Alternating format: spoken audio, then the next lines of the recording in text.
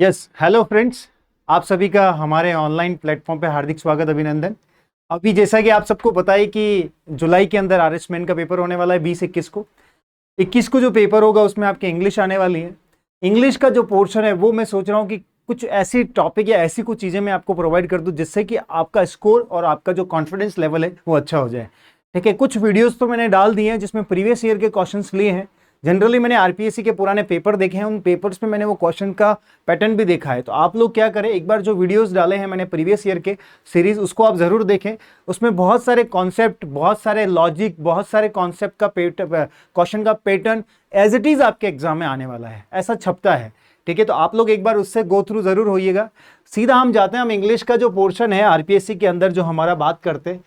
RPSC के अंदर आपको थोड़ा सा मैं बता देता हूं, ये जो राजस्थान लोक सेवा आयोग है आरपीएससी आपका, ठीक है, ये जो आरएस जो सबसे बड़ा एग्जाम है राजस्थान का, स्टेट लेवल का जो एग्जाम है सबसे बड़ा, इसके अंदर जो मेंस है, मेंस के अंदर आपका एक पोर्शन जो एक पेपर होता है, फोर्थ पेपर, उसका जो सेकंड पार्ट है उसमें आता है इंग्लिश। इंग्लिश में आपको बता देता हूँ 80 मार्क्स की आएगी। कितने मार्क्स की आएगी? 80 मार्क्स का आएगा। उसका सिलेबस भी पूरा है, वो आप डिस्कस करेंगे कैसे अपन अच्छा स्कोर कर सकते हैं। अब सीधा मैं जाता हूं, इसके अलावा दूसरे सब्जेक्ट्स के सिलेबस है, मैं सीधा इंग्लिश पे आऊंगा। ठीक है, इंग्लिश पे आए हम। इंग्लिश पे देखिएगा आप, सबसे पहले आपका जनरल इंग्लिश का जो टोटल मार्क्स है वो है 80 मार्क्स। आप सबको आई होप कि प्रॉपर दिख रहा होगा। ठीक है, टोटल मार्क्स रहेंगे आपके 80 मार्क्स। उसके बाद जो पार्ट ए है उसमें ग्रामर आएगी और उसके यूजेस कैसे हैं जो 20 मार्क्स के हैं। ठीक है, और सेकंड पार्ट है पार्ट बी, उसके अंदर कॉम्प्रिहेंशन आएगा, ट्रांसलेशन वेरी वेरी इंपॉर्टेंट, जहां पे आप स्कोर कर सकते हैं। ठीक है, जहां पे आप गलती बिल्कुल ना करें। ट्रांसलेशन हो गया और प्रिसाइज राइटिंग हो गया, जो आपका 30 मार्क्स का पोर्शन रहेगा। 20 मार्क्स का ग्रामर और उसके यूजेस क्या है, उसमें आपको पूरी ग्रामर पढ़ने की जरूरत नहीं है। कैसे एग्जाम में क्वेश्चन आता है, शॉर्ट मतलब कम समय में आप उतना पोर्शन कंप्लीट कर दो कि उससे रिलेटेड अगर कुछ कंटेंट आता है जो वेरी वेरी इंपॉर्टेंट है, उससे आपके अच्छे मार्क्स आ जाए। ठीक है, अभी मैंने आपको बता सकता हूं कि अभी मेरे कुछ स्टूडेंट्स हैं जो इस वाली आरएस में, एक्साइज में है, कोई जीएसटी में आए हैं, कोई फूड इंस्पेक्टर बने हैं, जिनको मैंने पर्सनल ट्यूशन दिया था कि इंग्लिश सब्जेक्ट को लेके। ठीक है, और जल्दी मैं उनसे रिक्वेस्ट करूंगा कि आप आएंगे मेरे साथ यहाँ पे और मेरे स्टूडियो में हम डिस्कस भी करेंगे, हमारे पैनल के, हमारे चैनल के ऊपर बात भी करेंगे। जिन्होंने एक्साइज फूड इंस्पेक्टर ये वाली पोस्ट सेलेक्ट हासिल की है, उनको मैंने पर्सनल गाइडेंस दिया था कि कैसे, तो मैंने सोचा क्यों ना सभी बच्चों को फायदा हो जाए, इसलिए मैंने आज सोचा कि यहाँ पे आके मैं बता दूं। तो 20 मार्क्स का ग्रामर वाला पोर्शन हो गया, बाकी का कॉम्प्रिहेंशन हो गया, और उसके अलावा जो पोर्शन रहेगा कंपोजिशन एंड लेटर राइटिंग का जो 30 मार्क्स का है, जो 30 मार्क्स का रहेगा वो ये रहेगा। ठीक है, अब हम बात करते हैं कि स्ट्रेटेजी कैसे प्लान करेंगे हम, और कैसे हम बात करेंगे, कैसे हम एग्जाम की इसके लिए प्रिपरेशन कराऊंगा मैं आप लोगों को। तो हम देखते हैं सबसे पहले करेक्शन ऑफ सेंटेंस, जो 10 सेंटेंस आएंगे of correcting with error related to. Error से रिलेटेड अभी मैंने 4 से 5 वीडियो डाल दिए हैं, आप उनको देखिए। आप ये मत देखिएगा कि वो कौन से एग्जाम में आया है, पर जो कॉन्सेप्ट है, जो बेसिक फंडामेंटल है, वो हमेशा रिपीट होता है बहुत सारे एग्जाम में, आप देख लीजिएगा। ठीक है, तो एक बार आप उसको जरूर देखिएगा, तो आपको लग जाएगा कि किस पैटर्न के मैंने क्वेश्चंस करा रखे हैं, तो आपको थोड़ा और कैसे एक्सप्लेन किया है तो आपको आइडिया लग जाएगा। राइट, फिर हम बात करेंगे, पहला टॉपिक आर्टिकल एंड डिटर्मिनर रहेगा। ठीक है, इसमें मैं टॉपिक वाइज अगर मैं पढ़ाने जाऊंगा तो ग्रामर में ही आपको बहुत सारा समय लगेगा और इतना हम कर भी नहीं सकते। ठीक है, मैं आपको सारे इंपॉर्टेंट जो इंपॉर्टेंट पोर्शन है उसको हम डिस्कस करेंगे। आर्टिकल्स ए एंड द और नो आर्टिकल, 4 तरह के आर्टिकल हम डिस्कस करेंगे। Definite article, indefinite article. Definite कौन सा आर्टिकल है? The article. डेफिनेट आर्टिकल होता है जो फिक्स जगह लगता है। इनडेफिनेट आर्टिकल ए और एंड जो अनसर्टेन है, जो कहीं फिक्स जगह नहीं लगता है, हम उसको सिंगुलर के साथ यूज करेंगे। द आर्टिकल डेफिनेट चीजों को डेफिनेट करने के लिए यूज करते हैं। और कुछ चीजें ऐसी होती है इंग्लिश ग्रामर के अंदर जहां पे कोई आर्टिकल नहीं लगता है, वो भी मैंने आर्टिकल पार्ट 1 डाल रखा है, आप उसको देखिएगा। ठीक है, फिर हम बात करेंगे डिटर्मिनर्स। बहुत कंफ्यूजिंग टॉपिक है, यहाँ पे बच्चों को हमेशा डाउट रहता है कैसे एग्जाम में क्वेश्चन को करेक्ट करें, उसको लेके मैं बताऊंगा। डिटर्मिनर में जैसे सम हो गया, एनी हो गया। आर्टिकल्स आपको पता चल गया हम किसकी बात करेंगे, ए, एन और द आर्टिकल हो गया, और चौथा हमारा नो आर्टिकल। ठीक है, इस डिटर्मिनर्स में हम बात करेंगे सम, मैनी। ठीक है, ये सब हो गया, any, some, many, any, few, a few, the few, little, a little, the little. कैसे एग्जाम में क्वेश्चन आता है, कैसे आपको करेक्ट करना है सेंटेंस को। ठीक है, एक टाइप का ये पढ़ेंगे। फिर हम बात करेंगे प्रीपोजिशन। प्रीपोजिशन का पूरा मैंने स्लाइड्स बना रखी है, वो मैंने अपलोड शायद किया है या नहीं किया, मैंने एक बार रिकॉर्ड कर लिया है, मैं आपको डाल भी दूंगा उस पर। Preposition on, at, above, below, ठीक है, इन, ये सारे प्रीपोजिशन पे बेस्ड हमेशा एग्जाम में क्वेश्चन पूछता है, इसकी हम बात करेंगे। फिर हमारे पास टेंस और सीक्वेंस ऑफ टेंसेज, बहुत अच्छा टॉपिक है, हमेशा क्वेश्चन पूछता है, ठीक है, हर एग्जाम में क्वेश्चन आता है, चाहे आप कोई सा भी एग्जाम ले लो, स्टेट गवर्नमेंट का ले लो, स्टेट बोर्ड का ले लो, कोई भी आरपीएससी का ले लो, यूपीएससी का ले लो, एसएससी ले लो, बैंकिंग ले लो, हर जगह टेंसेस से रिलेटेड क्वेश्चन पूछते ही एग्जामिनर। उसका रहता है थॉट प्रोसेस कि यार ये बेसिक पार्ट है, इससे क्वेश्चन तो बच्चों को पूछना ही चाहिए। इसके अलावा कंडीशनल है, वो भी टेंसेस का ही पार्ट होता है, इसको हम पढ़ेंगे, ठीक है। इससे रिलेटेड जो क्वेश्चन है, इससे रिलेटेड एरर बहुत सारी बन सकती है। अगर आपके 10 क्वेश्चन आ रहे हैं तो मान लो 2 एरर टेंसेज और सीक्वेंस ऑफ टेंसेज से बनाता है।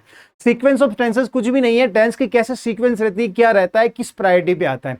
जैसे कोई भी प्लान्ड प्रोग्राम होता है, आप बुक के अंदर पढ़ेंगे प्लान प्रोग्राम या अरेंज प्रोग्राम जो फिक्स होता है, जैसे कल विराट कोहली उदयपुर आएगा, जैसे मैंने बोला, एक ये सेंटेंस भी करेक्ट है, जैसे मैंने फ्यूचर सिंपल में बोला कल वो आएगा। एक बच्चा ऐसे भी बोल सकता है प्लान प्रोग्राम में विराट को लेकर उदयपुर आ रहा है, प्रेजेंट कंटिन्यूअस भी करेक्ट है, और एक बोलेगा विराट को लेकर उदयपुर आता है, ठीक है। तो तीनों तरह के सेंटेंस को हम बना सकते हैं। चौथा मॉडल्स, मॉडल जो टॉपिक है, इसमें मॉडल्स का कैसे यूज होता है और कौन सा मॉडल आता है, कौन सा मॉडल सुटेबल रहेगा, आपको दिया जाएगा। एक सिंपल सा दे दिया, मॉरल ऑब्लिगेशन, मॉरल ड्यूटी, या फिर कंपल्शन, मैंडेटरी वर्क दे दिया, उससे रिलेटेड आपको सुटेबल मॉडल यूज करते हुए सेंटेंस बनाना है, वो भी हम बात करेंगे। फिर हम बात करेंगे वॉइस एक्टिव एंड पैसिव, ये भी वेरी वेरी इंपॉर्टेंट है, ठीक है। इसमें एक्टिव वॉइस दिया जाएगा, उसका आपको पैसिव बनाना है, पैसिव वॉइस दिया जाएगा, एक्टिव बनाना है, ठीक है। इसमें जो कॉन्सेप्ट है वो कॉन्सेप्ट हम पढ़ेंगे कि जब आईएनजी आता है तो एक्टिव में बीइंग लगाना होता है, हैज और हैड आ जाता है तो बीन लगाते हैं, ये सारे कॉन्सेप्ट के साथ हम पढ़ेंगे।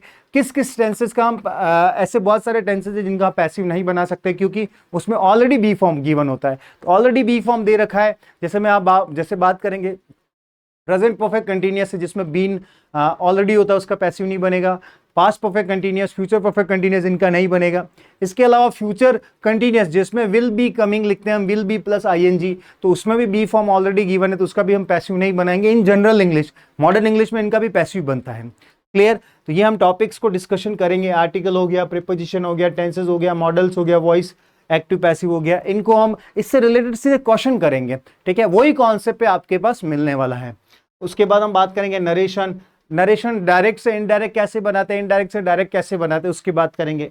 फिर हम सिनोनिम, एंटोनिम, वोकैबुलरी को लेके हमेशा मैं बहुत टारगेटेड रहता हूं, और बच्चों को ज़्यादा से ज़्यादा वोकैबुलरी सिखाने के लिए मेरे विचार रहते हैं कि बच्चों को ज़्यादा से ज़्यादा वोकैबुलरी का कंटेंट दूं। तो आप लोग मेरे कुछ वीडियोस डाले हुए हैं ऑलरेडी वोकैबुलरी के, उनको आप ज़रूर देखें, जो आपके आरएस मेंस के में बहुत ज़्यादा हेल्प करने वाले हैं। उन वीडियो को देखें, आप सिर्फ देखें नहीं, उनका नोट्स भी बनाएं, क्योंकि एक बार में आपको चीज़ें याद नहीं होगी। उन वोकैबुलरी जो वोकैबुलरी मैंने ली है, आपको विशेष बताना चाहता हूं, जो वोकैबुलरी मैंने ली है वो सेलेक्टेड वोकैबुलरी है, वो पूरा मतलब सब नहीं लिया है मैंने, वही वोकैबुलरी ली है जो रिपीटेड मोड उसमें पूछा जाता है एग्जाम में, ठीक है। सिनोनिम, एंटोनिम हो गया, फिर इडियम्स हो गई, फ्रीजेज हो गई, इस पे भी मैं बताऊंगा। और वोकैबुलरी के अंदर ही हमारा बहुत सारे वर्ड्स ऐसे हैं जो वन वर्ड सब्स्टिट्यूशन पे बेस्ड हैं, तो ये वाला पोर्शन है, ये भी हम डिस्कस करेंगे, तो ध्यान दीजिएगा, इसको भी आप पढ़िएगा। वर्ड्स ऑफन कंफ्यूज और मिसयूज, जो कंफ्यूजेबल वर्ड्स हैं, मिसयूज है, ये वाला पोर्शन हर एग्जाम में आता है, चाहे आप फर्स्ट ग्रेड की बात करो, आरपीएससी बात करो, first grade, second grade, third grade, teacher, LDC, video, जहां जहां पे इंग्लिश आ रही है, ग्रामर में यही आता है, आपको ध्यान रखना है। बट आरएस मेंस में आपको थोड़ा सा देखना है कि ऑब्जेक्टिव ना हो कि इसमें रिटन पेपर है जहां पे आपको लिखना होगा, तो कोई विशेष बात नहीं है, एक वर्ड दे दिया जाएगा, उसके सिनोनिम आपको लिखने हैं। तो मैंने ऐसे हर वर्ड्स के 4-4, 3-3 सिनोनिम बता रखे हैं, 2-2 एंटोनिम बता रखे हैं, तो उनको एटलीस्ट आप याद करिए, उनको आप लिखिए। एक बार मेरी क्लास को पूरा ढंग से सुन लीजिएगा, सिनोनिम, एंटोनिम वाली, वन वर्ड सब्स्टिट्यूशन वाली क्लास को, कंफ्यूजेबल वर्ड्स वाली क्लास को भी, फिर आप उनको एक एक को नोट डाउन करिएगा। कॉपी में जब तक आप नोट डाउन नहीं करोगे तब तक मैं आपको कह सकता हूं कि आपको याद नहीं होने वाला है, ठीक है। आप खाली सोते सोते अगर क्लास देख लोगे, आपको उस टाइम तो तक याद रह जाएगा, पर एग्जाम में आपका मिस हो जाएगा, भूल जाओगे, तो उसके लिए आपको लिखना पड़ेगा। फिर हम बात करेंगे वर्ड ऑफन कंफ्यूजेबल, मिसयूज। कंफ्यूजेबल वर्ड्स होंगे दो, जैसे एक जैसे साउंड आ रहे हैं, एक जैसे दिख रहे हैं, वैसे वर्ड्स का कैसे एग्जाम में यूज किया जाता है। जैसे इफेक्ट, अफेक्ट बहुत कॉमन सा वर्ड है, आप जानते हो। इफेक्ट का मीनिंग होता है रिजल्ट, अफेक्ट का मीनिंग होता है इन्फ्लुएंस करना, प्रभावित करना, ठीक है।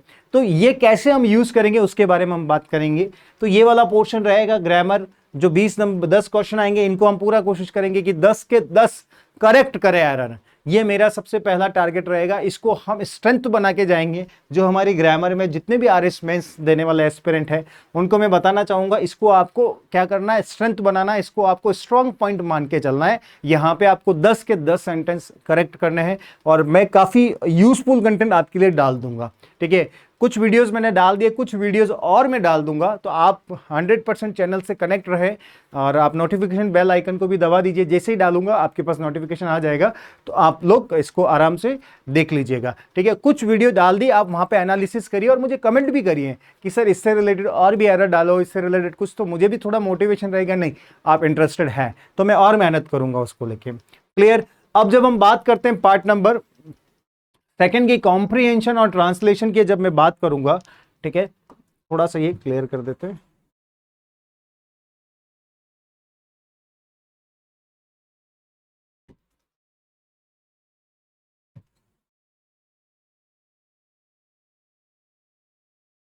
हाँ, कॉम्प्रिहेंशन और हमारा जो ट्रांसलेशन प्रिसाइज राइटिंग वाला जो मेन पार्ट है 30 मार्क्स का, इसको हम बात करेंगे, इस पे कैसे कमांड करनी है, इसको लेके क्या स्ट्रेटेजी प्लान है हमारा। ठीक है, अब हम बात करेंगे कॉम्प्रिहेंशन, आपके पास पैसेज होंगे, उसका सूटेबल आंसर लिखना है। Translation, precise writing. अब जो ये ट्रांसलेशन दे रखा है बहुत अच्छा टॉपिक है।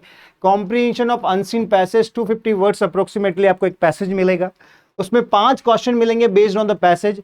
Question number 5 should preferably on vocabulary. ठीक है, वही वाली बात है कि आपको वोकैबुलरी पे बेस्ड रहेगा। वोकैबुलरी में सिनोनिम पूछ सकता है, एंटोनिम हो सकता है, वन वर्ड सब्स्टिट्यूशन हो सकता है, इनसे रिलेटेड कुछ भी हो सकता है। तो ये इजी है। 5 में से आपको कोशिश करना है कि 5 के 5 करेक्ट करने, 4 नहीं कहूंगा मैं, 5 के 5 करेक्ट करिएगा। ठीक है, ग्रामर वाले पे हमको कमांड करनी है कुछ वीडियोस देख के।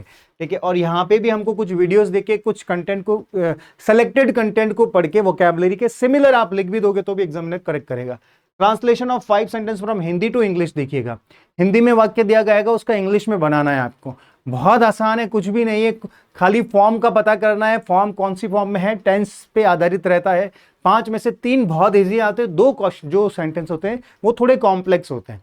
3 बहुत इजी आने वाले, आराम से आप लोग कर देंगे, बस थोड़ा सा प्रैक्टिस करने की जरूरत है। ठीक है, उस पर भी हम कुछ कंटेंट डालेंगे। Precise writing, a short passage of approximately 150 और 250 वर्ड्स का एक छोटा पैसेज दिया गया होगा, उससे रिलेटेड क्वेश्चंस पूछेंगे आपको। ठीक है, तो ये जो पार्ट बी है वो पार्ट बी आपका इस तरह से कंप्लीट हो जाएगा। ठीक है, तो आपको इसमें भी 30 में से आपको मिनिमम से मिनिमम 20 मार्क्स लेके आने ही है। ठीक है, तब जाके आपका एक अच्छा जो पोस्ट है, जो आपकी अलाइड नॉन अलाइड सर्विसेज है, जैसे कोर जो सर्विसेज है, उसमें आपका नंबर आएगा। अगर आप इंग्लिश में अच्छा स्कोर करेंगे तो मैं आपको विश्वास के साथ कह सकता हूं आप एक्साइज के अलावा DYSP और SDM, तहसीलदार, RTS, इन सर्विसेज में भी आप जा सकते हैं। क्लियर। फिर हम बात करेंगे पार्ट सी की। पार्ट सी में कॉम्पोजिशन और लेटर राइटिंग रहेगा। लेटर राइटिंग को मैं आपको सिंपल सा सजेशन दूंगा कि आप कोई भी एक SP बख्शी की बुक है, अच्छी बुक है। ठीक है, इन जो फेमस राइटर है, जो ऑथेंटिक किताब है, उनको आप उठाइए, उसमें कुछ selected passage selected letter format दे रखा है, आप वहां से खुद स्टडी करिए। इसको क्या है कि आपको लिख के ही प्रैक्टिस करना पड़ेगा। मैं यहाँ पे 5 लेटर लिखवा भी दूंगा तो भी आप लोगों को प्रैक्टिस खुद नए क्वेश्चन के साथ करना है। बस यहाँ पे मैं आपको इतना बता सकता हूँ लिखने का क्या तरीका होता है, कैसे बॉडी लैंग्वेज बनानी है उसकी, कैसे फर्स्ट पार्ट लिखना है, कैसे नेक्स्ट एंड पार्ट करना है, कैसे हेड पार्ट लिखना है, मेन पार्ट लिखना है और एंड पार्ट लिखना है, कैसे लिखने का तरीका है, वी विल डिस्कस हियर। ठीक है, बट प्रैक्टिस आप ही को करना है। क्लियर। इसके अलावा आपको पैराग्राफ हो गया आपका इस तरह से, एलेबोरेशन ऑफ गिवन थीम, कुछ एक थीम पे आपको लिखना और लेटर राइटिंग और रिपोर्ट राइटिंग, दो में से कोई एक करना होता है। ठीक है, तो यहाँ पे भी आपको कॉम्प्रिहेंशन जो कॉम्पोजिशन वाला पार्ट है 30 में से आपको मिनिमम से मिनिमम 22 के प्लस नंबर ही लेके आना है। ठीक है, यहाँ पे भी बस आपका ये कि लैंग्वेज का फॉर्मेट कैसे होगा, कैसे आपका लिखने का तरीका है वो। और ये इंग्लिश एक ऐसा सब्जेक्ट है, अगर आप अच्छा स्कोर करते हैं तो आपको मैं सीधा बता देता हूँ, English directly dependent on rank. आपकी रैंक, और हमारा चैनल का नाम ही रैंक होल्डर है। ठीक है, अगर आपकी इंग्लिश अच्छी हो गई तो मैं आपको विश्वास के साथ कह सकता हूँ आपकी रैंक इंप्रूव हो जाएगी। रैंक इंप्रूव होगी तो आपकी जो सर्विसेज जो मिलने वाली हैं, जो आपकी जो टॉप क्लास सर्विसेज है, उसमें आपके चांसेस बढ़ जाएंगे। क्योंकि जीके पे मैंने देखा है, जीके पे, हिंदी पे ऑलमोस्ट कैंडिडेट्स का कमांड होता है। अभी जैसे लमसम 20,000 के आसपास बच्चे एग्जाम देने वाले हैं मेंस का, तो ये मान लो कि 20,000 में से 18,000 लोगों का जीके अच्छा है, 17,000 लोगों का तो जीके अच्छा ही है मान लो। बट इंग्लिश की हम बात करें, इंग्लिश किसका अच्छा है, ये मान लो मैक्सिमम से मैक्सिमम 4 से 5,000 बच्चे भी नहीं होंगे, तीन से चार हजार लोग होते हैं जिनका इंग्लिश पे थोड़ा कमांड रहता है। बाकी इंग्लिश बहुत जनों का वीक है, तो आप इस वीकनेस को इंप्रूव कर सकते हैं, ठीक है। और उसके लिए हम मेहनत भी करेंगे। आप लोगों के कमेंट सेक्शन पे भी मैं नोटिस करूंगा कैसे क्या बच्चे रिक्वायरमेंट कर रहे हैं। तो ये सारे हैं, पहले आप आरएस के जितने भी ग्रुप से वहाँ शेयर कर दीजिएगा, फिर उसके अकॉर्डिंग मुझे कंटेंट प्रोवाइड करने में थोड़ी हेल्प मिल जाएगी कि क्या क्या कंसिडर करूं मैं, कैसे कॉन्सेप्ट को लेके आपके साथ डिलीवर करूं, कौन सा टफ पार्ट है जो आपका कवर अप नहीं हो रहा है, उसको हम पहले डिस्कस कर लेंगे। और एग्जाम तक मैं मैराथन क्लासेस भी लगा दूंगा। अगर सब कुछ सही रहा, सब कुछ फीडबैक पॉजिटिव रहा, रेस्पॉन्स अच्छा रहा, तो वे हम इस पर काम करेंगे। और आज मैंने जो सिलेबस डिस्कशन किया है उसमें आपको 80 में से 65 प्लस नंबर तो लाने ही हैं। 65 से ज़्यादा अगर नंबर आपके आते हैं तो मैं आपको कह रहा हूं कि फिर आप 101% आरपीएस और एसडीएम इन दो सर्विसेज के लिए ही आप बने हैं। मैं आपको पूरा कह सकता हूं इसके साथ। क्लियर? और इसी के साथ हम नेक्स्ट क्लास में मिलेंगे और कुछ कॉन्सेप्ट के साथ। सिलेबस डिस्कशन करना था, थोड़ा मेरे को ओवरव्यू देना था आप लोगों को कि किस तरह से क्या क्या टॉपिक में है, क्या क्या चीज़ें हैं, ठीक है। ये हर एग्जाम के लिए इंपॉर्टेंट है और यहाँ पे हम बात करेंगे, बहुत कॉन्सेप्ट को लेके ही बात करेंगे। क्लियर? तो इसी के साथ thank you so much, have a great day. आप सभी का दिन अच्छा हो और हम all the best for your future of course, और आपका एग्जाम भी अच्छा होगा, ऐसा हम बेस्ट विशेष है। और इसी के साथ हम नेक्स्ट क्लास में हम कंटेंट के साथ आएंगे। Thank you so much, have a great day.